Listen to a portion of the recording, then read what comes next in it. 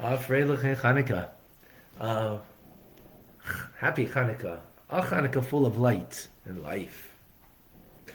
Welcome to everyone we have with us today. For Tanya today, TJ in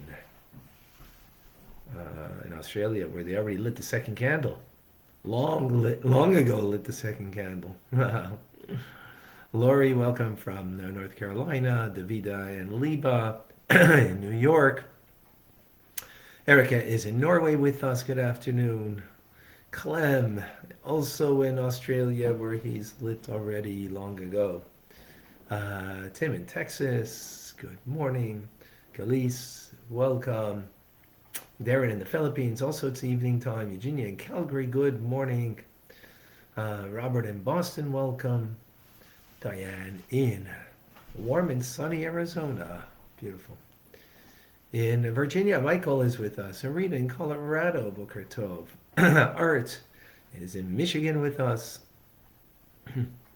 John in North Carolina. David in California. Okay. We have Vilma, Bachia, and David, Eliana, Tim, Charlotte, Benjamin. We also have with us Akoy in Peru. Marlene is with us. Part 1 is with us. Alisa is with us. And some others I can't make out. Okay.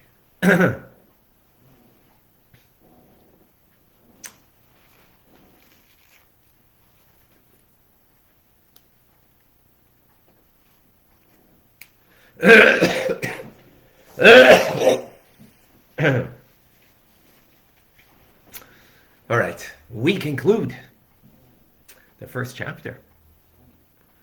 Trying to get some definitions. We have some heavy questions that we asked yesterday. The Alter Rebbe asked. Trying to understand, what does it mean, a righteous person, tzaddik? What does it mean, a beinoni, an intermediate person? That this book is all about.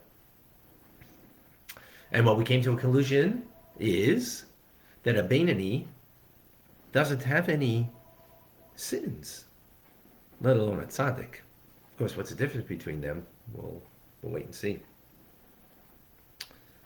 However, the Talmud does speak. Our sages do speak about the concept, right down at Rambam and other places, that there is a concept of righteous means 50% plus 1. Wicked is 49% minus, less than that. And beinoni is 50-50. So Alter Rebbe says that that's not a question. That's kind of a borrowed term to explain judgment. When there's a judgment and you are 50% plus 1, so then you're righteous in the judgment. Right? Doesn't mean you're a righteous person. The judgment has rendered you righteous in this instance, how it plays itself. 50-50 means there isn't enough.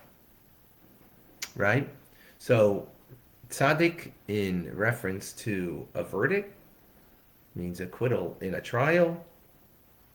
That's, sometimes it's used in that manner. But when we're speaking about the person, not about the judgment, the person, right? So the person isn't righteous if they have 50 plus 1 good stuff about them, and someone's wicked is 49 minus, right? Or less. No. As we've explained, as King David said, that my heart is slain within me. In other words, he's totally ruled, King David, after he came to this level in his divine service, that his evil nature had been slain, that no longer has control over him. That's what it means. He did it through prayers, he did it through fasting, to come to the level of the righteous. You're going to ask questions about what he did and this and that. That's not for now, and doesn't preclude you know, you become righteous. You're not born righteous. So at some point he becomes, right? That's. But someone who hasn't attained this degree of ridding themselves of their evil nature, even though they have more good things that they've done than sins, right? They're not at the rank of a righteous person, of a tzaddik. Well, you can get an inkling from this that there's not that many people who would be righteous. Therefore, our sages say in the Talmud that the Almighty saw that the righteous would be few, so he planted them in every single generation. There should always be righteous in a generation. As the verse says from Mishlei, from King Solomon, Tzaddik Yisod Olam, the righteous is the foundation of the world. They're the foundation. Okay, so let's explain this further. So before we can get to the concept of righteous, we need to know how you got there, right? So briefly, in the end of this chapter, he's going to begin this idea to give us an understanding. But it begins with quoting from the Arizal, from Eitz Chaim, from his great student, Rabbi Chaim Vital, who wrote down his teachings. And he says that, and I just want to remind everybody, we're going to speak here about a difference between a Jew and a non-Jew, and it'll come up later also. This book is primarily, it was made for Jewish people specifically. But that doesn't mean non-Jews can't have benefit. But most definitely can have great benefit from it. But the focus and the language that he uses is that for a Jew.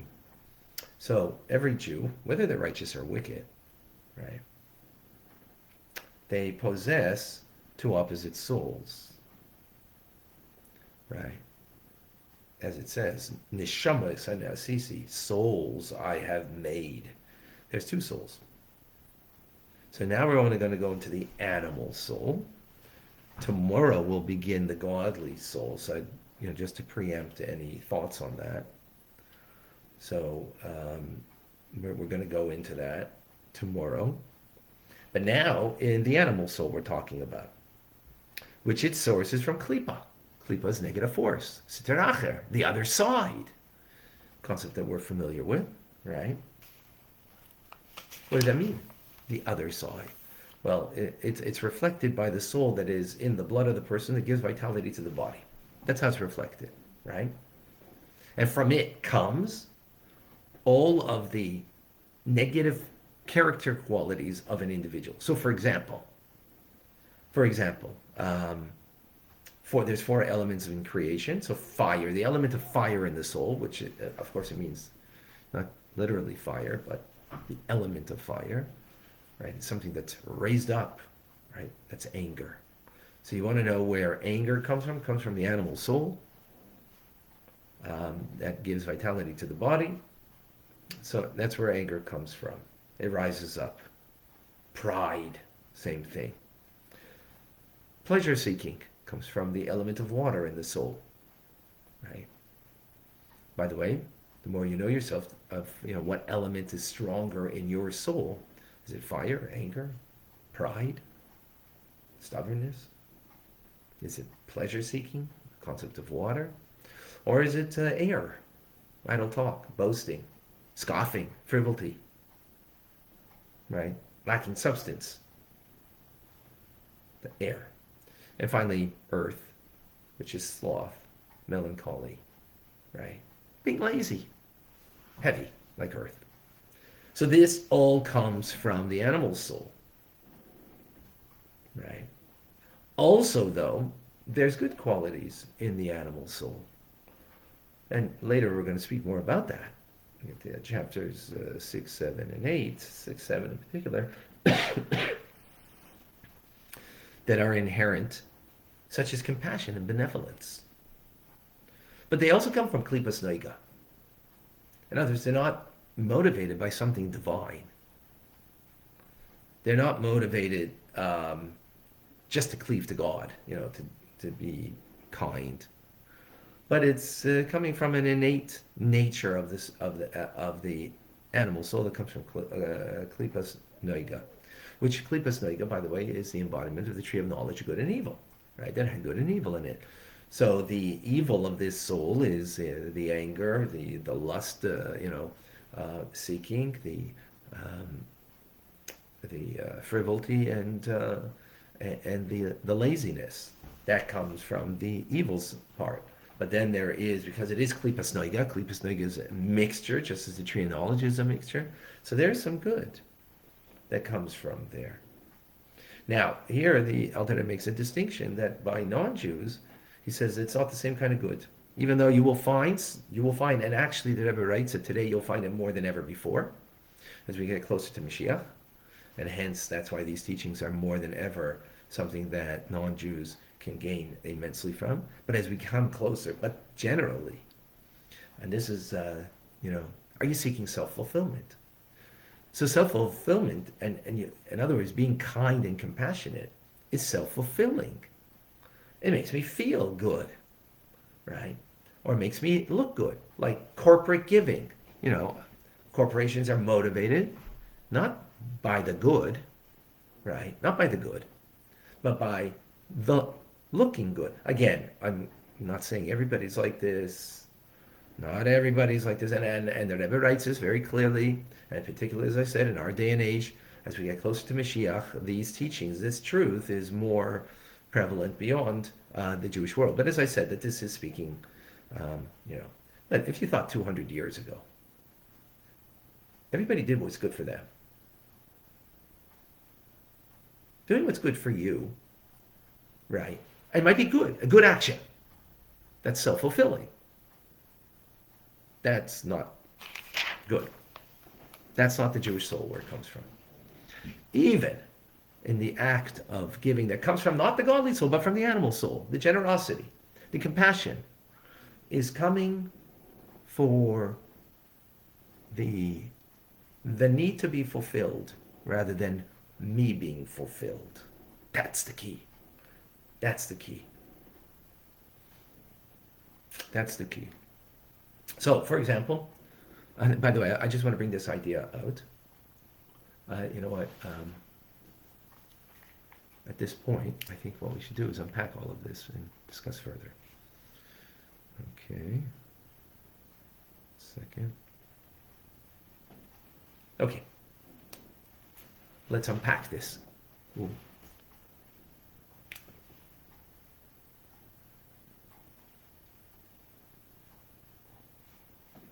Okay. Yes. So just to bring this idea further out, because I think it's important, we're not here to hurt anybody's feelings, but and we're talking here about from the animal soul. We're not talking here about the godly soul at all. Okay, the godly soul will start tomorrow, and it's a different thing entirely. But even, I'll give you an example here in Montreal when it comes to giving, right? I'll give you an example here in Montreal. Jews have money, but there's a lot of Jews that are poor, really. Elderly in particular. Not everybody is, everybody thinks Jews have money. So there's 85,000 Jews in Montreal. There's about 3 million people all in Greater Montreal. The main fundraising arm, excluding Chabad, excluding all the Israeli institutions that collect for Israel, universities and the like, right? Exclude all of that, right? And exclude all other things that are not federation funded, which is a lot. They raise about $50 million. Do you know how much Sod Trade, which is the local fundraising arm for, the community, raises? $50 million. How could that be? How is that possible? Oh, Jews have money. I'm sorry. No. It's because the animal soul is very different in that respect. And therefore, the nature of giving is not for self-glorification, not for self-promotion, not even for self-fulfillment, ultimately. Now, do you have Jews like that? For sure. Of course. Absolutely. Absolutely. Do you have non-Jews that are like this that we're talking about? Absolutely. No question about it. Right? I mean, 200 years ago when the Alter Rebbe wrote this, I'm not certain how much there was of that. Um, and even today, when we understand what it means, that it makes me feel good. I give it because it makes me feel good. Oh, not because you're doing good.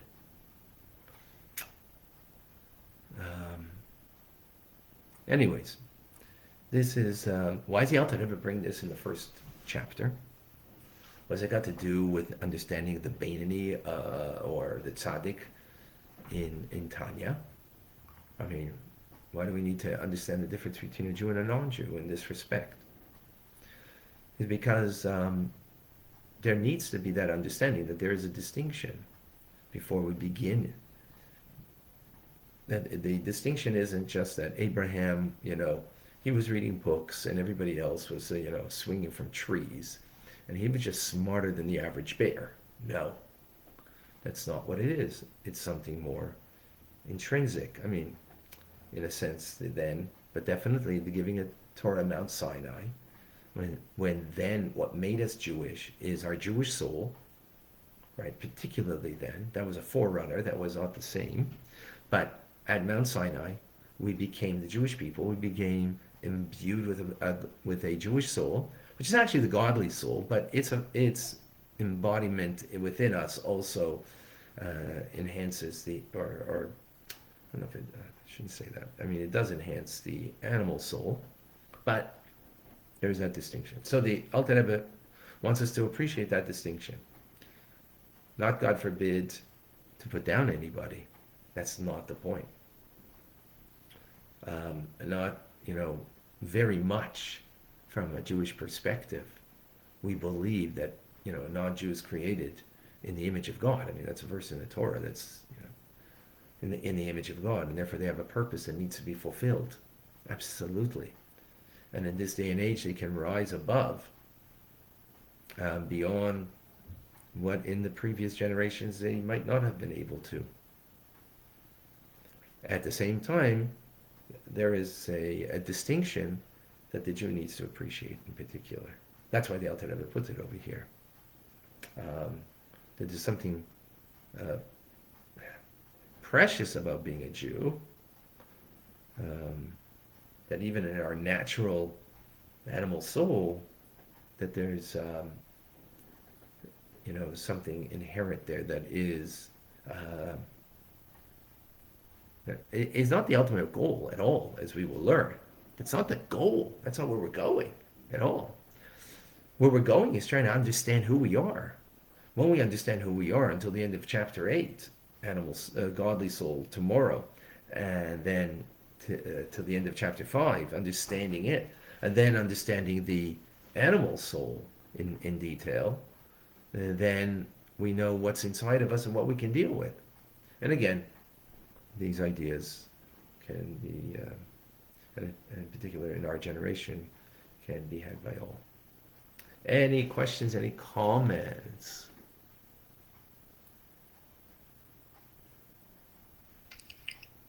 I have a question when you have time, Rabbi. Okay, I just need to go on Facebook before I lose the feed.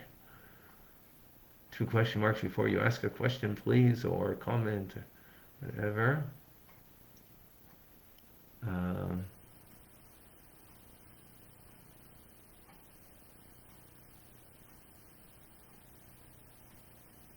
Isn't it said that the number of righteous will diminish before the coming of Mashiach?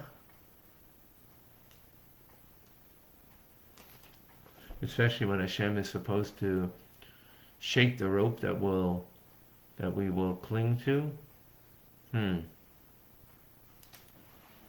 Hashem, I haven't seen that, but interesting. Find me where that is stated, Davida. Does the animal soul give vitality to push and drive our divine soul? No. It's the other way. Divine soul is inspiring our animal soul to push. Don't we need the animal soul to as a tool to plow the divine fields? Absolutely correct. Yes, more on that to come. If we feel good about giving, won't we give more than that of a good thing? No, so then it's all about me. And it's not that you shouldn't. It's not that you're not. It's not saying don't feel good. You know, don't feel good. No, that's not the point.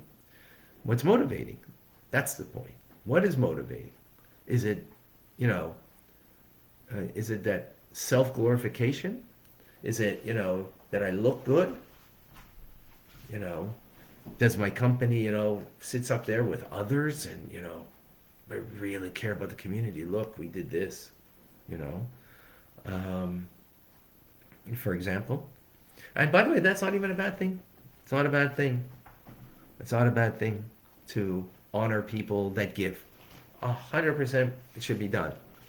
The question is the one who's being honored. What are you, what is moving you? What is moving you? That's the question. Lori, the animal soul serves itself as a mother regardless of good and bad actions. I don't know what you mean by mother.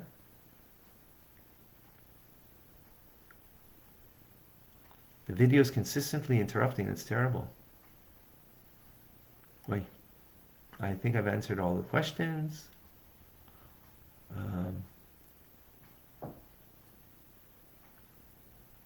Golda, you'll get it on the rerun, okay?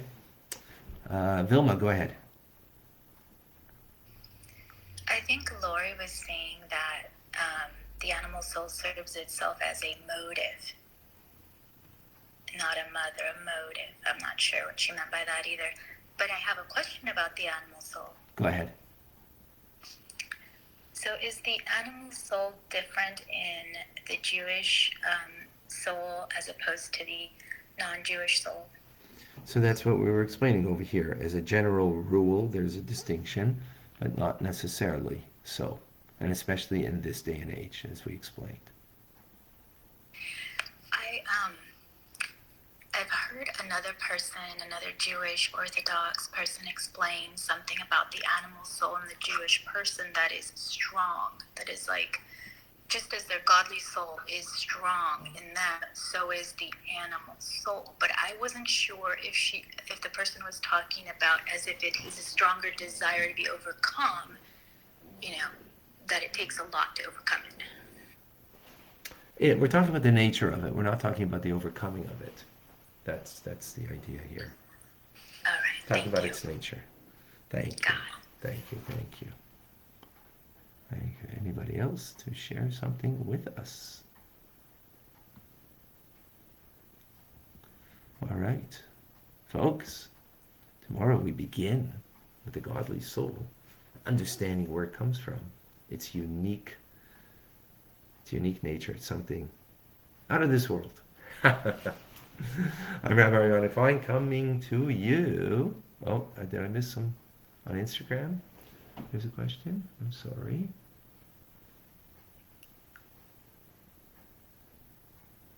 I don't see something. Oh.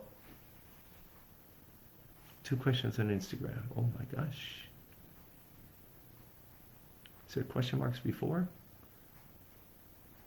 Why do Jews move their head back and forth when reading? Yes. I was trying to not do that, by the way. Why do Jews do that? Because that's actually a reflection of the soul. The soul is like a flame that rises up. So when you are doing a mitzvah, often you're going to shake back and forth. That is a reflection of the soul inside, that it is desiring to move up to its divine source. Excellent question.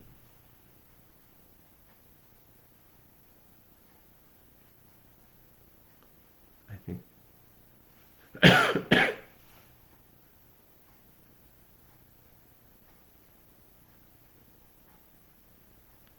I can't make out any other questions, sorry. All right, tomorrow, to be continued. Ches, there's something I missed? I'm not sure. Okay. All right, I'm not folks, sure if you'll you have to guys are excuse me because I've closing. got to run right now. I'm Rabbi Ronnie Fine, coming to you from my home today. Uh, it's a privilege, a pleasure to share with you the Tanya. Finish the first chapter.